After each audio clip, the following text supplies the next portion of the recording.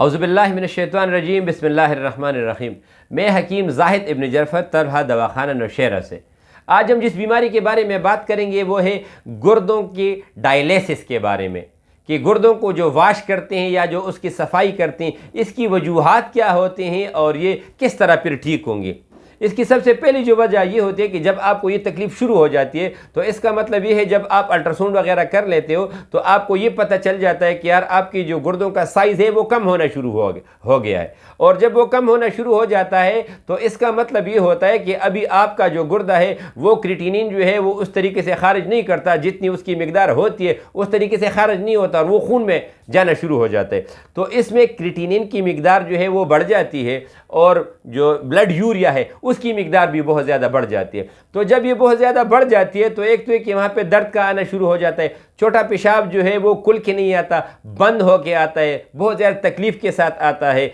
और जब ये तकलीफ़ बहुत ज़्यादा शुरू हो जाए तो लाज़मी बात है कि ये कभी कभी बिल्कुल बंद हो जाता है। तो उसके लिए या ड्राप लगाते हैं या वो फिर पाइप अंदर डालते हैं तो उसके ज़रिए आपका पेशाब खारिज होता है। तो इसका मतलब ये हुआ कि आपकी जो गुर्दे हैं इसने काम करना छोड़ दिया है। तो इसका जो बहुत ज़्यादा बेहतरीन जो इसका है वो इसका मैं आपको कहवा भी बताऊंगा और इसकी जो अलामात हैं वो भी मैं बताऊंगा। इसकी अलामात ये होती हैं कि जब आपकी